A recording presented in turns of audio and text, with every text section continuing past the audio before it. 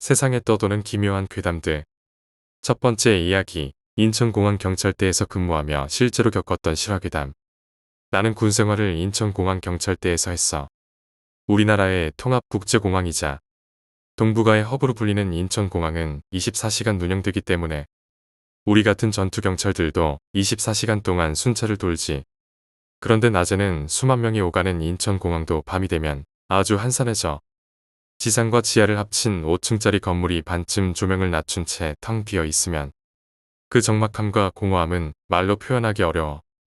이제부터 말해줄 이야기는 나처럼 새벽과 한밤중에도 공항을 지키던 경찰들과 특수경비업체 직원들만이 아는 이야기야.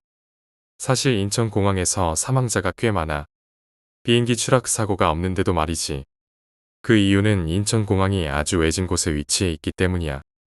공항이 있는 곳은 도심과 멀리 떨어져 있어서 인근에 제대로 된 종합병원이 없어. 응급 상황이 발생해도 가까운 순천향병원이 있는 부천까지 나가야 하지. 공항 내에 인하대병원 부속 의료센터가 있지만 응급처치 정도만 가능해. 그래서 교통사고 환자들이 들어와도 대부분 중환자는 치료를 받지 못한 채 사망하곤 해. 특히 야밤에 공항 지하에서 곡소리가 들려오면 직원들과 경찰들은 근무 시간 내내 소름이 돋아. 이 실정을 내가 처음 알게 된 건 입대 후 반년쯤 지났을 때였어. 그때 나는 공항 상주 타격대에 배치됐고 대기실은 교통센터 지하에 있었어. 그곳은 터미널과 자동보도로 연결돼 있었는데 터미널 쪽 자동보도 입구에는 화장실이 있었지. 그 화장실 옆이 바로 인하대 의료센터였어. 야간 근무 때는 주로 교통센터 내 화장실을 이용했지만 청소 아주머니들이 교대로 입구를 막아두시면 어쩔 수 없이 터미널 쪽 화장실을 사용해야 했어. 어느 날 고참과 함께 화장실을 가려는데 고참이 갑자기 내 팔을 붙잡고 말했어. 밤에는 그 화장실 가지마. 이유를 물어봐도 고참은 대답하지 않았어. 그런데 묘하게도 나는 그 말에 순순히 수긍하고 말았어. 터미널 화장실은 낮에도 다른 화장실보다 훨씬 습하고 음산한 느낌이 들었거든. 고참에게 이유를 묻자 그는 짧게 대답했어. 귀신. 그러고는 더 이상 말하기 싫다는 듯 발걸음을 재촉했어. 이후 내가 그 화장실에 대한 이야기를 더 들은 건 타격대에서 빠져 일반 청사 근무를 시작하고 나서였어. 그날 새벽 2시쯤 나는 터미널 지하 1층 동편을 순찰하고 있었는데 같이 근무하던 고참이 말해줬어. 이건 너무 많은 사람들이 겪어서 더 말할 것도 없어. 화장실에서 대원들은 종종 피곤해 못 이겨 잠을 청하곤 했어. 그날도 한 대원이 화장실 칸에 들어가 쉬고 있었는데 어느 순간 누군가가 뚜벅뚜벅 다가와 칸 앞에 멈췄다고 해. 대원은 간부에게 걸린 줄 알고 긴장하며 문을 열었지만 아무도 없었어. 입구에서 대기하던 후임도 아무도 들어오지 않았다고 했지. 이런 일이 반복되다 보니 대원들은 그 화장실을 기피하게 됐어. 그런데 어느 날 내가 그 화장실에서 소변을 보고 있을 때였어. 분명 세면대 앞에 누군가 거울을 보고 있었는데 고개를 돌려보니 아무도 없었어. 함께 있던 후임도 아무도 없었다고 장담했지. 더 충격적인 일은 에스컬레이터를 타고 1층으로 올라가던 대원이 겪었어. 대리석 벽에 사람의 머리만 떠있는 모습이 비쳤는데 그 벽 앞에는 아무도 서 있지 않았대. 이 화장실은 대원들 사이에서 공포의 장소가 됐지만 순찰 근무 때문에 어쩔 수 없이 이용해야 할 때도 많았어. 그리고 내가 직접 겪은 일이야.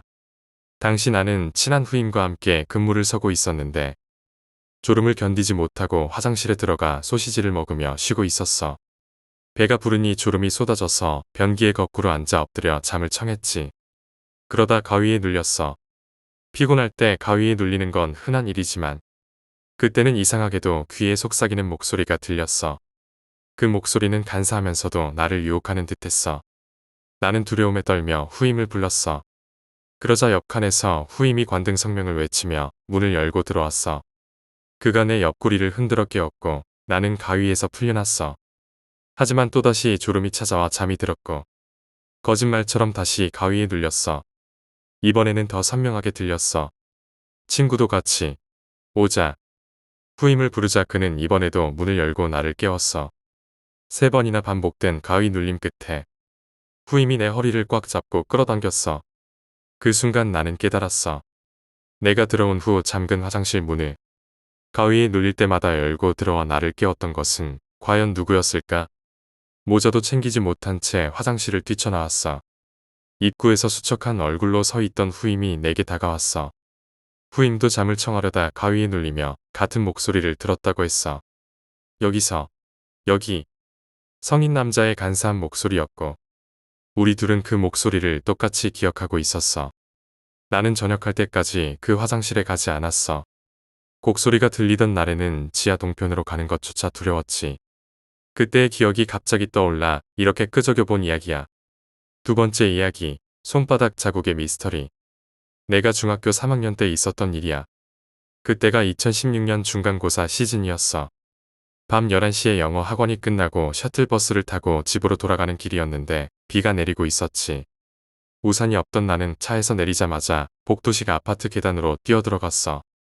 마침 엘리베이터가 1층에 멈춰 문이 열린 채 있었고 우비를 입은 아저씨가 타고 계셨지.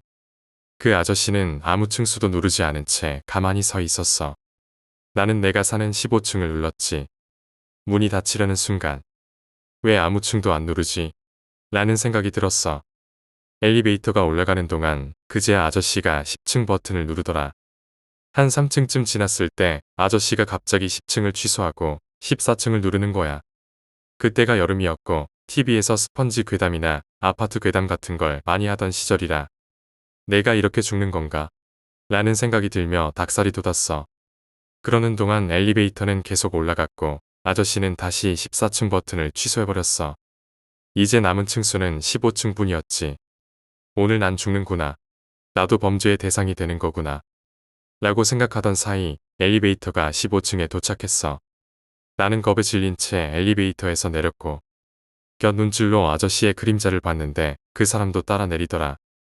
나는 왼쪽 끝에 있는 집에 살고 있어서 저 모퉁이만 돌고 나면 뛰어야겠어. 갑자기 뛰면 더 위험할 수도 있으니 신경을 건드리지 않게 조심해야 해. 이 생각뿐이었어. 그리고 모퉁이에 다다르자마자 진짜 미친 듯이 뛰기 시작했어.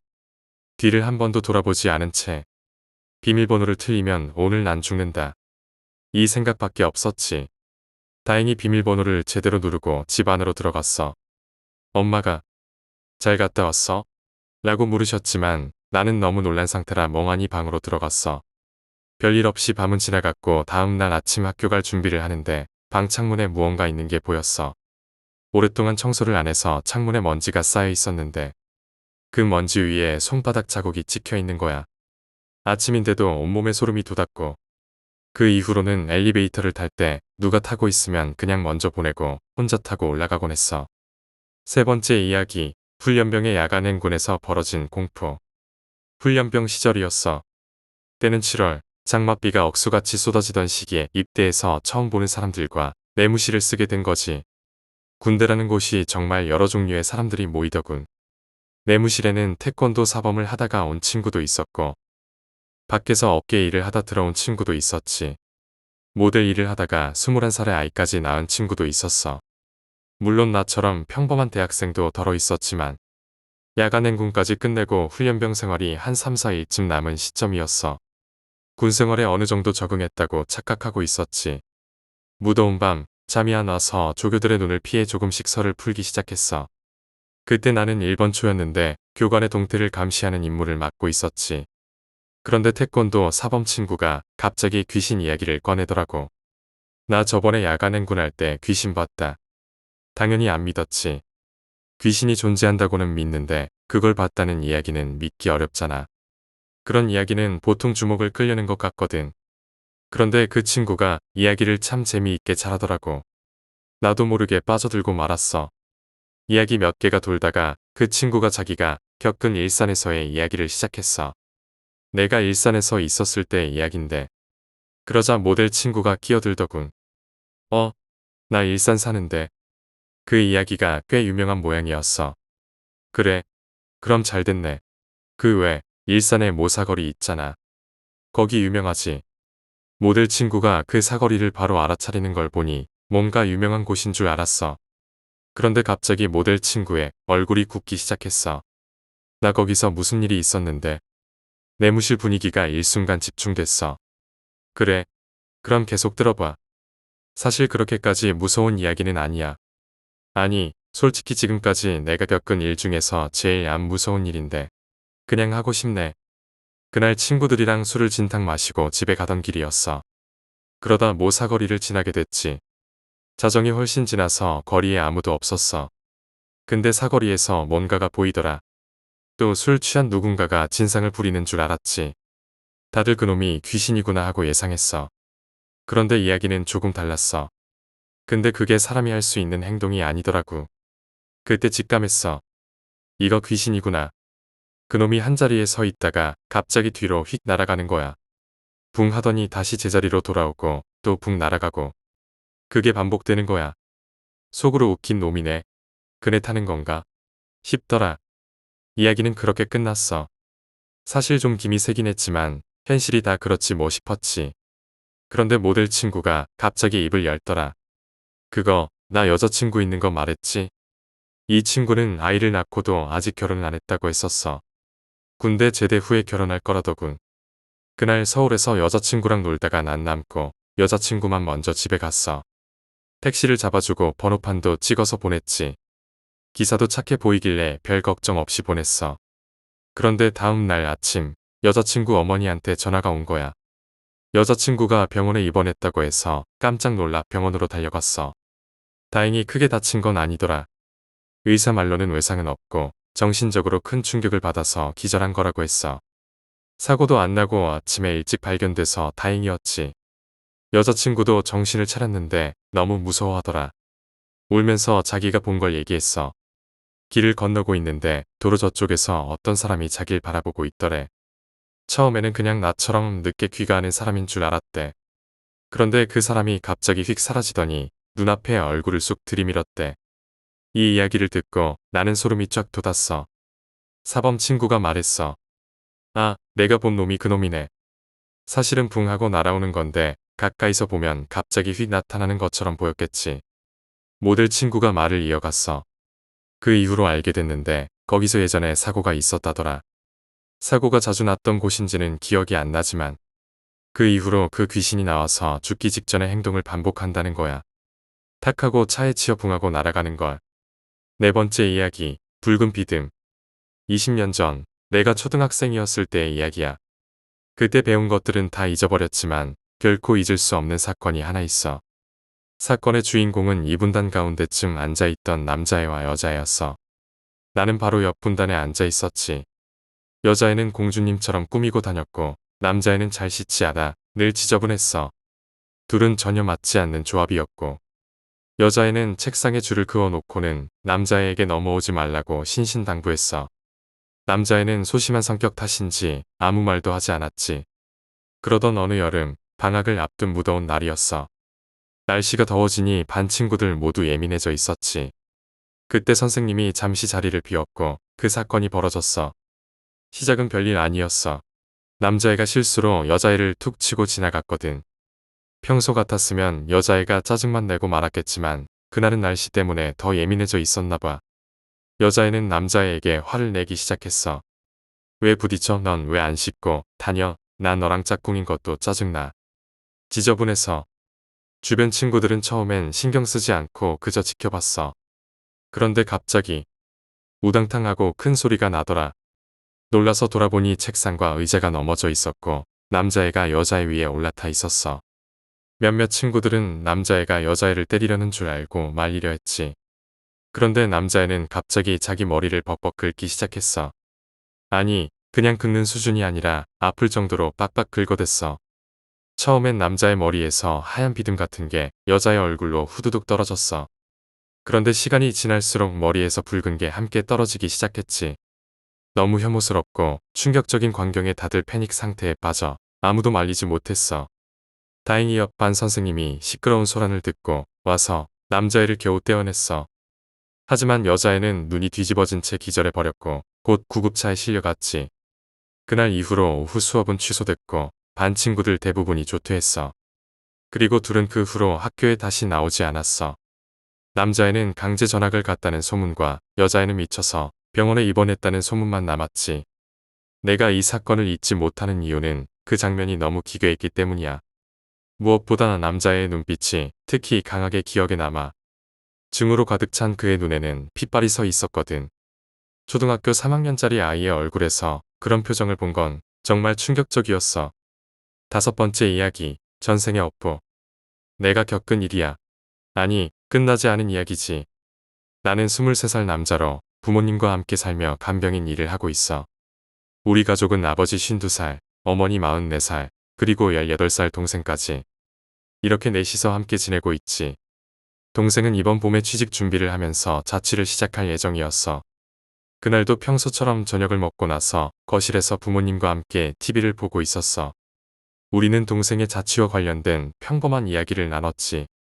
동생 방은 어디에 잡아줄 거야? 혼자 살려면 준비할 게 많겠다. 동생은 자기 방에서 취업과 관련된 정보를 찾고 있었어. 그때 갑자기 TV 화면에 노이즈가 끼더니 지지직거리는 소리가 들렸어. 금세 화면이 정상으로 돌아와 신경 쓰지 않고 대화를 이어가려 했지. 그리고 말인데 나는 부모님 쪽을 바라봤어. 그 순간 이상한 일이 벌어졌음을 깨달았지. 부모님은 입을 반쯤 벌리고 깜짝 놀란 듯한 표정으로 TV를 응시하고 계셨어. 왜 그래? 그런 부모님 표정은 처음 봤어. 그래서 걱정스럽게 물었지. 하지만 부모님은 나를 무시한 채 계속 TV만 바라봤어. 그러더니 두 분이 동시에 눈만 돌려 나를 쳐다보았어. 왜 그래? 놀라서 소리치자 그제야 어머니가 아무렇지 않은 듯 말했어. 응, 그렇지만 자취라니 말이야. 아버지도 덤덤하게 이어 말했지. 아니, 잠깐 금방 모였어. 부모님은 장난을 치거나 농담을 하지 않는 분들이라 더 혼란스러웠어. 그리고 그와 동시에 심한 위화감이 들었지. 내가 착각한 건가? 싶어 고개를 떨구고 중얼거렸어. 아니야. 그때 어머니가 말했다. 그런데 당신은 언제 죽을 거야? 깜짝 놀라 고개를 들자 아버지가 대답했어. 그 이야기도 해야겠네. 언제로 할까? 자살이 좋을까? 사고가 좋을까? 나는 상황이 도저히 이해되지 않았어. 뭐라는 거야? 누가 죽어? 부모님은 내 말을 무시한 채 담담하게 이야기를 이어갔어. 나도 계속 기다렸어. 이제 딱 좋은 것 같네. 도와줄 테니 걱정 마. 두 분은 마치 여러 번 시도라도 해본 것처럼 구체적으로 이야기를 나눴어. 목을 매달면 뒤처리가 어렵다느니, 수면제가 좋다느니, 뛰어내리다 기절하면 덜 아프다느니, 그리고 하하호 웃기까지 하더라. 잠깐만. 무슨 소리를 하는 거야? 불안과 공포가 밀려와 소리쳐서 그러자 부모님이 동시에 나를 바라보았지. 두 분의 눈동자는 반대 방향으로 치켜뜨인 채 나를 쳐다봤어. 로봇처럼 망가진 목소리로 끝없이 주거를 반복했어. 나는 그 광경을 더 이상 견딜 수 없었어. 동생 방으로 도망쳐 문을 박차고 들어가자 동생이 깜짝 놀랐어. 아버지랑 어머니가 눈이 반대로. 그리고 죽으라고. 나는 두서없이 상황을 설명했어. 하지만 동생은 이해하지 못했지. 무슨 소리야? 도대체 무슨 일이야? 나 스스로도 내가 무슨 말을 하는지 몰랐어 불안에 떨면서 중얼거렸지. 아무튼 부모님이 이상해. 문득 동생을 쳐다보았는데 동생 역시 입을 벌리고 눈을 부릅뜨고 있었어. 그리고 그의 눈동자도 천천히 반대 방향으로 돌아가기 시작했어. 나는 현관으로 달려가 집을 빠져나갔어. 문을 열기 직전 거실을 힐끗 보았는데 부모님이 여전히 눈동자가 반대로 뜬 채 나를 보고 계셨어. 그날 밤 나는 직장 선배에게 연락해 그의 집으로 피신했어. 선배는 영적 능력이 있는 사람이라 내 이야기를 진지하게 들어줬지. 일단 절에 가서 해결책을 찾아보자. 오늘은 푹 쉬어. 다음 날 아침 나는 선배와 함께 절로 향했어. 주지 스님께 밤에 일어난 일을 모두 털어놓았지. 스님은 걱정스러운 얼굴로 말했어. 큰일이네요. 그대로 집에 돌아가면 안 됩니다. 그 후 우리는 스님과 함께 집으로 돌아갔어. 그곳은 지옥이었어. 아버지는 양팔과 다리에서 피를 흘리며 거실과 복도를 서성이고 있었고 거실 구석엔 피 묻은 식칼들이 널려 있었어. 앞으로 2번만 왕복하면 오른쪽 다리 혈관을, 3번 왕복하면 팔뚝 혈관을. 혼잣말을 중얼거리던 아버지. 어머니는 욕조에 머리를 집어넣었다가 빼며 반복하고 있었어. 동생은 책상 앞에 앉아 거울을 보며 커터칼로 자기 몸에 집 주소를 새기고 있었어. 나는 그 광경에 무서워서 엉엉 울었어. 결국 주지 스님과 다른 스님들의 도움으로 부모님과 동생은 정신을 차릴 수 있었어. 스님은 가족에게 벌어진 일이 선조의 원한 때문이라고 했지. 3대가 멸망할 테다. 그런 저주처럼 이들은 가족에게 빙의해 천천히 삶을 망가뜨리려 했던 거야. 다행히 내가 전생에 덕이 높은 스님이었기 때문에 나에게는 손을 대지 못했대. 지금은 평온하게 지내고 있지만 아버지와 동생 몸에는 아직도 그날의 흉터가 남아있어. 그래서 목욕탕에 가면 항상 마음이 무거워져. 여섯 번째 이야기, 가면 쓴 여자. 맨션에 살던 친구 집에 놀러 갔을 때 겪은 일이야. 시간은 오후 5시쯤이었어. 친구는 맨션 5층에 살고 있었는데 계단을 올라가는 건 귀찮아서 엘리베이터를 타기로 했지. 그런데 엘리베이터 문이 열리는 순간 깜짝 놀라 발을 멈췄어. 상복을 입은 통통한 여자가 등을 돌린 채 엘리베이터 입구를 막고 서 있었거든. 귀신보다는 정신이 이상한 사람 같아 보였어. 비켜달라고 하려니 무섭고 그대로 기다리자 문이 닫혀버렸어. 결국 엘리베이터를 포기하고 계단을 이용해 5층으로 향했지. 3층쯤 올랐을 때 엘리베이터를 보니 5층에 멈춰 있더라고. 5층 사람이 이용한 줄 알았는데 타진 않았나 봐. 4층과 5층 사이 계단에서 여자를 한 명 마주쳤어. 엘리베이터 타려다 내려오시는 거예요? 안에 이상한 사람이 있었죠? 네, 타고 있었는데 기분 나빠서 못 탔어요. 정말 민폐죠. 여성은 가볍게 대답해 주었고 나도 참 별난 사람이 다 있구나 싶었어. 그렇게 친구 집에 도착해 엘리베이터에 있던 여자 이야기를 해주었지. 정말 그런 민폐 끼치는 사람이 있나? 기분 나쁘네. 아직 있을까? 저녁 먹으러 나가면서 한번 확인해보자. 30분 후 친구와 함께 집을 나서면서 생각했어. 시간이 꽤 지났는데 설마 아직도 있을까? 그런데 5층에서 열린 엘리베이터에 여전히 그 여자가 있었어. 몇 초간의 침묵 후 엘리베이터 문은 다시 닫혔어. 저 사람이야? 무섭다. 그냥 계단으로 가자. 우리는 계단으로 내려가며 이야기를 나눴어. 저 사람 도대체 뭐야? 사람들 놀래키려고 저러는 거 아냐? 1층에 도착한 후 친구가 물었어. 맨션 관리인한테 말하는 게 좋지 않을까? 연락할 수 없어. 지금은 좀 그렇고 나중에 연락해 볼게. 친구와 이야기하고 있을 때 엘리베이터가 내려왔어. 3층이나 2층 사람이 눌렀나 싶었는데 엘리베이터가 1층에 도착했지. 그 사람 내리는 거 아니야? 친구의 말에 나는 대답도 못하고 엘리베이터를 지켜봤어. 문이 열리자 그 여자가 정면을 보고 서 있었어. 그리고 그녀의 얼굴을 보는 순간 등골이 오싹해졌어. 그 여자는 기분 나쁜 가면을 쓰고 있었거든. 가면을 쓴 여자는 우리를 쳐다보는지 알 수 없었어.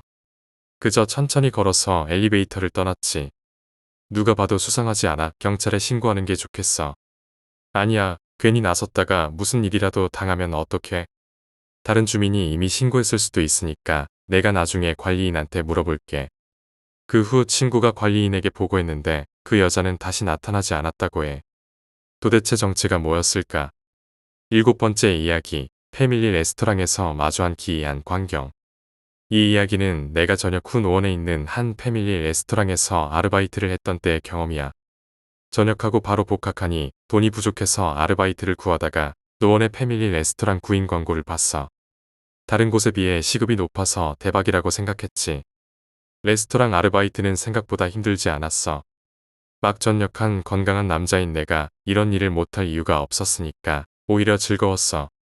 내 목표는 학비를 마련하는 거였기 때문에 야간 청소까지 맡았어. 4개월쯤 일하던 어느 날이었어. 레스토랑은 각 파트별로 나뉘어 있었는데 SPC, 웨이터, 바, 주방 이렇게 구분됐어. 나는 SPC 파트에서 일했는데 입구에서 손님을 맞이하고 자리를 안내하며 이벤트 메뉴를 설명하는 일이었지. 무전기를 귀에 꽂고 다른 파트와 소통하면서 일했어. 그날 야간 청소 중이었는데 바에서 일하는 누나가 무전기로 아기 울음소리가 들리지 않느냐고 묻는 거야. 당연히 나는 아무 소리도 들리지 않았지. 이 레스토랑은 백화점 안에 있어서 영업 종료 후에는 아무도 들어올 수 없었거든. 나는 아무 소리도 안 들려요라고 답했어. 누나는 계속 아기가 울면서 왔다 갔다 하는 소리가 들린다고 했어. 나는 그냥 잘못 들었을 거라며 넘겼지. 며칠 뒤에도 누나는 무전기로 물었어. 오늘은 들리지? 아기 우는 소리 들리지? 하지만 이번에도 아무 소리도 들리지 않았어. 나는 누나, 무섭게 왜 그래요? 나 놀리려고 그러는 거죠? 라고 장난스럽게 물었어. 그런데 누나 목소리가 정말 진지했어. 장난치지 마. 진짜 아기 소리 안 들려? 야간 청소를 하는 사람은 총 4명이었는데 이상하게도 아기 울음소리를 들은 사람은 누나뿐이었어. 우리는 누나가 기가 허한 게 아니냐며 걱정했어. 이후 매장 분위기가 점점 으스스해졌고 누나는 신경이 예민해 보였어. 그러다 누나는 갑자기 4일 동안 병가를 내서 몸이 안 좋아졌다고 했거든. 며칠 뒤 몸이 괜찮아졌다며 출근한 그날 밤 나는 믿기 힘든 일을 겪었어. 야간 청소 중인데 누나가 또 무전기로 물었어. 진짜 아기 울음소리 안 들려? 나는 밭 쪽을 쳐다봤어. 그때 어떤 아기 엄마가 아기를 안고 바에 서서 누나를 뚫어지게 쳐다보고 있는 거야. 나는 무전기로 물었어. 누나, 저 사람 누구예요? 누나는 바 테이블 아래를 청소하다가 고개를 들고 두리번거리며 아무도 보이지 않는다는 듯이 말했어. 어디? 나는 바 1번 테이블 앞에 있잖아요. 라고 말했어. 그러자 누나는 그쪽으로 걸어갔어. 그런데 누나가 그 아기 엄마를 그대로 통과해 지나가는 거야. 그 순간 아기 엄마가 누나를 돌아보며 노려보는데 온몸에 소름이 확 돋았어. 나는 무전기를 던지듯 소리쳤어. 누나. 그 순간 아기 엄마는 어느새 사라지고 누나는 영문을 모른다는 듯이 물었어. 왜? 나는 그 자리에서 식은땀이 줄줄 흘렀고 동료들이 내가 아픈 줄 알고 걱정했을 정도였어. 그 후 누나에게 내가 본 것을 이야기했고 얼마 지나지 않아 나는 일을 그만두었어. 8번째 이야기. 저주받은 아파트에서 우리 가족의 탈출기. 이 이야기는 1999년 IMF 시절의 일이야. 당시 우리 부모님은 악기를 만드는 공장에서 함께 일하고 계셨어. IMF의 여파에도 불구하고 급여가 오르고 적금도 모을 수 있었어. 그때 아파트 가격이 떨어지자 부모님은 아파트를 살 기회라고 생각하고 집을 알아보기 시작했지. 그런데 유독 5년도 안 된 아파트에 1300치로만 저렴하게 나온 거야. 부모님은 의아하게 생각했지만 부동산에서는 집주인이 급하게 돈이 필요해서 싸게 내놓았다고 하더래. 당시 시기에는 그 말을 의심할 사람도 별로 없었지. 그래서 부모님은 집을 보러 갔는데 집이 정말 좋았어. 13평짜리 빌라에 살던 우리가 32평짜리 아파트를 보니 그 차이는 엄청났지. 부모님은 망설임 없이 그날 바로 계약을 했어. 그런데 그때 4살이었던 내가 말했대. 엄마, 저기서 누가 쳐다봐. 엄마는 대수롭지 않게. 보긴 누가 봐. 아무도 없잖아. 라고 했고 그 일은 그렇게 넘어갔어. 일주일도 지나지 않아 우리는 새 집으로 이사했어. 집은 공실이었고 모든 것이 새 것이라 기분이 좋았지. 화장실도 2개의 따뜻한 물도 콸콸 나오고 엘리베이터가 있는 집에 살게 된 것도 꿈 같았어. 하지만 문제가 생기기 시작한 건 이사한 지 2에서 3주쯤 지나고 나서였어. 밤에 잠을 자면 베란다에서 이상한 소리가 들리기 시작했어. 소리가 나서 나가보면 아무것도 없었지. 처음엔 13층이라 바람 소리가 나는 줄 알았어. 그런데 시간이 지날수록 소리가 더 명확해졌어. 누군가가 유리를 두드리거나 손톱으로 긁는 소리처럼 들리기 시작했지. 결국 우리는 두꺼운 커튼을 달아야 했어. 하지만 그 소리보다 더 무서운 일이 생기기 시작했어. 바로 내가 매일 밤 가위에 눌리기 시작한 거야. 하루도 빠짐없이 가위에 눌려 부모님은 걱정이 많아졌어. 그래서 용하다는 무당을 찾아갔지. 무당이 우리 가족을 보더니 이렇게 말했대. 너희 가족에게는 아무것도 보이지 않는데 혹시 최근에 이사했니? 엄마는 맞다고 대답하며 집을 봐줄 수 있겠냐고 부탁했어. 무당과 함께 집을 방문했는데 집에 도착하자마자 무당이 깜짝 놀라며 말했어. 저놈 키가 왜 이리 커? 독한 놈이네. 너희는 감당 못해. 그냥 집 팔고 이사해. 무당은 더 이상 말해줄 수 없다며 더는 속사정을 알려주지 않았어. 부모님은 부동산을 찾아가 이 집에 대해 캐물었어. 하지만 부동산에서는 아무 일도 없었다고만 말했지. 결국 우리는 집을 내놓고 다른 집을 알아보기로 했어. 다른 부동산을 다니던 중 어느 부동산에서 우리가 내놓은 집 이야기가 나왔어. 부동산 직원이 묻더래. 혹시 종교가 있나요? 엄마는 그 집에 대해 알아낼 수 있겠다 싶어 무교라고 대답했지. 그러자 직원이 말했어.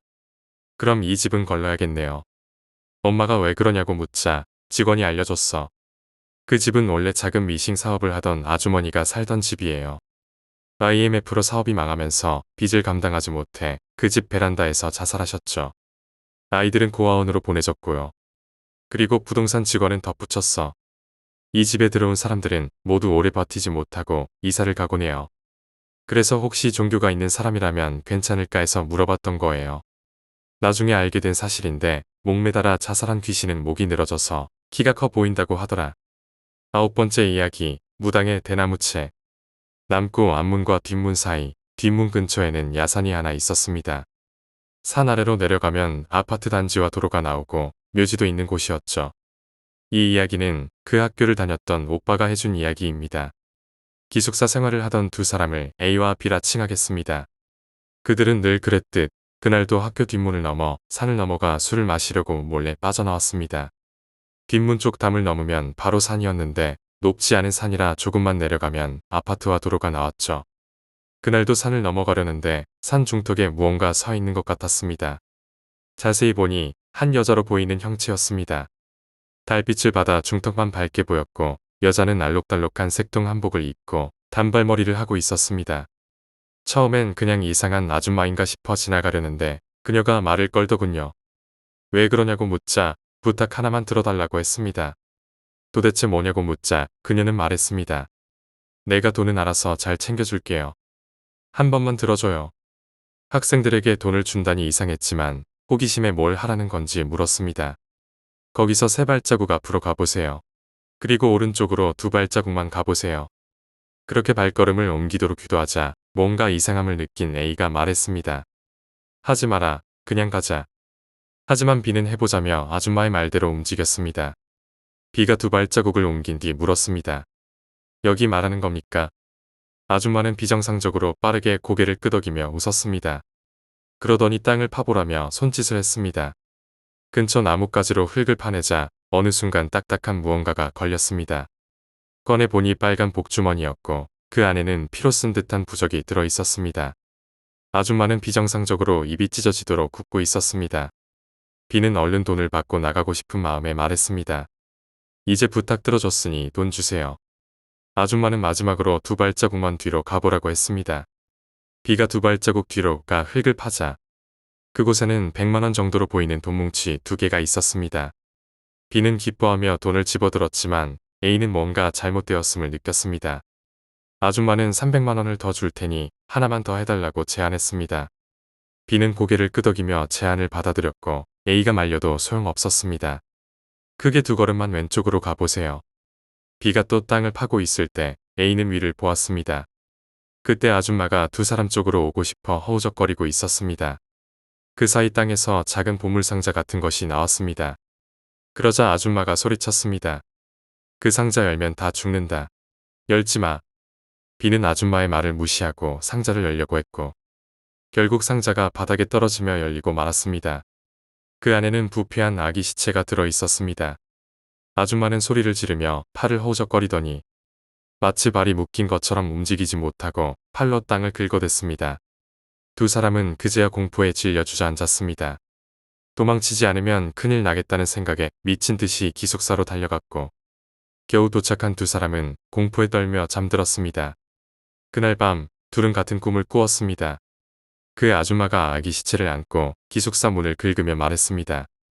학생, 문 좀 열어줘. 문 열어주면 내가 들어갈 수 있다. 며칠간 같은 꿈을 꾼 A와 B는 부모님께 이야기해 무당을 찾아갔습니다. 무당은 A의 주머니를 가리키며 물었습니다. 그 안에 뭐가 있냐? 확인해보니 그날 묻었던 복주머니가 그대로 들어 있었습니다. 무당은 말했습니다. 산에 가기 전까지 계란 흰자와 잣, 약초 태운 수정과만 먹어라. 노른자는 절대 먹지 마라. 산에 가면 내가 귀신을 달래서 내 쪽으로 오게 할 테니 너희는 부적을 묻고 뒤도 돌아보지 말고 도망쳐라. 다음 날 새벽 두 사람은 무당과 함께 산으로 향했습니다. 아줌마는 그 자리에 엎드려 있었습니다. 무당이 대나무채로 그녀를 흔들자 아줌마는 무당 쪽으로 기어갔습니다. 두 사람은 부적을 묻고 뒤도 돌아보지 않고 뛰어내려갔습니다. 그러자 아줌마가 소리쳤습니다.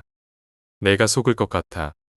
그녀는 몸을 돌려 A와 B를 향해 빠른 속도로 기어왔습니다. 겨우 기숙사로 돌아온 두 사람은 공포에 떨고 있었습니다. 이틀 뒤 귀신은 다시 나타나 문 밖에서 말했습니다. 그 후로는 두 사람의 꿈에도 귀신이 나타나지 않았고 지금까지도 이 사건은 잊히지 않는 기억으로 남아 있습니다.